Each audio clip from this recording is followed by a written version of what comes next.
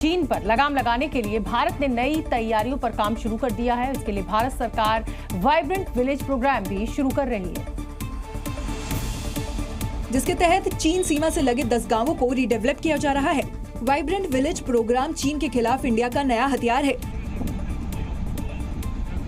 इस प्रोग्राम के तहत उत्तरकाशी जनपद में चीन सीमा से लगे 10 गांवों को विकसित किया जा रहा है। प्रधानमंत्री नरेंद्र मोदी ने ड्रीम प्रोजेक्ट वाइब्रेंट विलेज में भारत सरकार की तरफ से 3 करोड़ रुपए स्वीकृत किए हैं, जिसके बाद इन गांवों में विकास के कार्य शुरू हो चुके हैं। वाइब्रेंट विलेज के तहत 8 गांव आबादी वाले और 2 गांव गैर आबादी वाले विकसित होंगे। इन गाँवों में हर्षिल, सुक्की, झाला, पुराली, बेगोरी, धराली, मुखवा, जसपुर, नेलांग और जादूंग गांव शामिल है। इसमें जादूंग गांव को दोबारा बसाने के लिए कवायद भी शुरू हो चुकी है। इस गांव में 6 होम स्टे बनाए जा रहे हैं, जबकि 17 होम स्टे और बनने हैं। होम स्टे को बनाने में पुराने भवनों के पत्रों का इस्तेमाल किया जा रहा है। ये क्षेत्र पर्यटन रूप में विकसित होगा और युवाओं को रोजगार भी मिलेगा। दरअसल ये वो गांव है जो 1962 युद्ध में बर्बाद हो गए थे, लेकिन अब भारत सरकार इन्हें दोबारा बसा रही है, जिससे क्षेत्र का विकास भी होगा और चीन की विस्तारवादी नीति पर भी लगाम लग जाएगी। बांग्लादेश में कट्टरपंथियों के अत्याचार की खबरें अब आम बात हो गई हैं। वहां का हिंदू समाज लगातार कट्टरपंथियों के निशाने पर है, तो वहीं मंदिरों में भी तोड़फोड़ और चोरी की घटनाओं को अंजाम दिया जा रहा है। ताजा मामला बांग्लादेश के लालमोनी रोहाट जिले का है, जहां कट्टरपंथियों ने एक मंदिर को निशाना बनाया।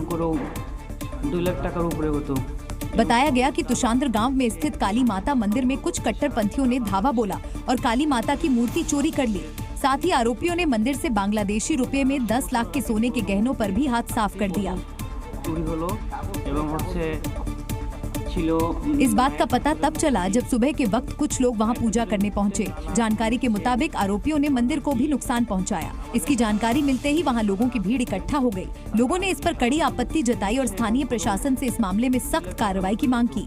छत्तीसगढ़ के मुंगेली से हादसे की बेहद खौफनाक तस्वीर सामने आई है। यहाँ स्टील प्लांट की निर्माणाधीन चिमनी अचानक गिर गई, जिसके नीचे कई मजदूर दब गए।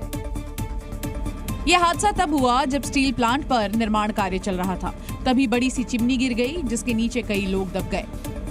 बताया गया कि चिमनी को अच्छे तरीके से फिट नहीं किया गया था और निर्माण कार्य भी चल रहा था। ऐसे में जरा सी गलती से बड़ा हादसा हो गया। हादसे के तुरंत बाद रेस्क्यू ऑपरेशन चलाया गया। इस दौरान चिमनी के नीचे दबे लोगों को बाहर निकाला गया और अस्पताल में भर्ती करवा दिया गया, लेकिन इस इलाज के दौरान एक मजदूर की मौत हो गई। वहीं मलबे को हटाने के लिए क्रेन और जेसीबी मशीन मंगवाई गई। साथ ही फायर ब्रिगेड की गाड़ियां भी मौके पर मौजूद है, ताकि किसी भी अनहोनी को टाला जा सके। बताया गया कि कुसुम प्लांट को इलाके में स्पंज आयरन फैक्ट्री के नाम से भी जाना जाता है, जहां फिलहाल निर्माण कार्य चल रहा है। लेकिन इस घटना के बाद अब जांच की बात भी सामने आ रही है।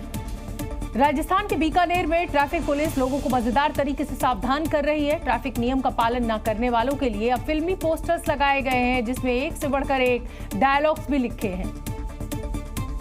मकसद सड़क सुरक्षा अभियान के तहत लोगों को जागरूक करना है, जिसमें सबसे चर्चित डायलॉग गब्बर और सांभा का है। होर्डिंग्स पर लिखा है, बिना हेलमेट वाहन चलाने पर कितना जुर्माना रखा है। पुलिस ने सिर्फ एक नहीं बल्कि इस तरह के कई डायलॉग होर्डिंग्स पर लिखे हैं। बीकानेर की सड़कों पर गब्बर, सांबा और यूं बात करें मिस्टर इंडिया के जो तमाम किरदार है, उनके डायलॉग के साथ जो है इस बार पुलिस ने इनिशिएट लेते हुए पोस्टर्स लगाए। बताया गया कि पुलिस को शोले फिल्म के इस डायलॉग का आइडिया एक कार्टून की क्लिप देखकर आया। पुलिस के मुताबिक मोबाइल पर फिल्म की कॉमेडी क्लिप देखकर ये आइडिया आया।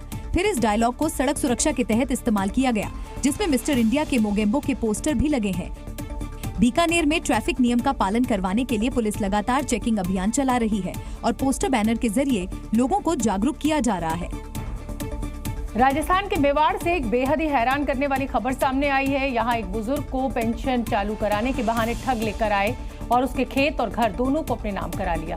यानी मदद भी लीजिए अगर तो जरा सोचकर। हैरत की बात तो यह है कि धोखाधड़ी किसी और ने नहीं बल्कि पीड़ित के अपने भतीजे ने की।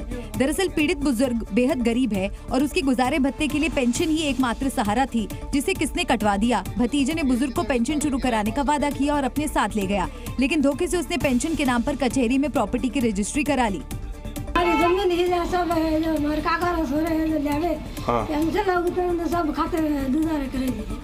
रजिस्ट्री भी की पूरी। तो अबे पुलिस में रिपोर्ट दी थी नहीं दी? जैसे ही परिवार को अपने साथ हुई ठगी का पता चला, पूरा परिवार सदमे में चला गया। अब पीड़ित परिवार ने पुलिस और तहसीलदार से शिकायत की है, जिसके बाद पुलिस मामले की जाँच कर रही है। ऑस्ट्रेलिया सीरीज से वापसी के बाद विराट कोहली आज अपनी पत्नी अनुष्का के साथ प्रेमानंद महाराज के दरबार में हाजिरी लगाने पहुंचे। इस बार उनके साथ उनकी बेटी वामिका और बेटा अकाय भी मौजूद रहा। विराट कोहली और अनुष्का का ये वीडियो खुद प्रेमानंद महाराज की टीम ने सोशल मीडिया पर शेयर किया। इस दौरान विराट और अनुष्का दंडवत प्रणाम करते भी दिखे। इस वीडियो में विराट और अनुष्का दोनों ही आध्यात्मिक गुरु से आशीर्वाद लेते हुए नजर आ रहे हैं। इस दौरान उनके साथ बेटी वामिका और बेटा अकाय भी नजर आए। हालांकि दोनों बच्चों के चेहरों को छुपाया गया है। पिछली बार जब हम आए थे तो मन में कुछ सवाल थे और मुझे लगा कि पूछूंगी, लेकिन जो भी बैठा था वहाँ पे उन सब ने कुछ ना कुछ वैसा सवाल कर लिया था। प्रेमानंद महाराज ने दोनों को आशीर्वाद देते हुए उनकी तारीफ भी की। प्रसन्नता तो दे रहे और ये पूरे भारत को प्रसन्नता एक खेल में देते हैं। अगर ये विजयी हुए तो हमारे पूरे भारत में पटाखे छुटाए जाते हैं। अनुष्का ने संत से आशीर्वाद स्वरूप प्रेम और भक्ति की मांग की।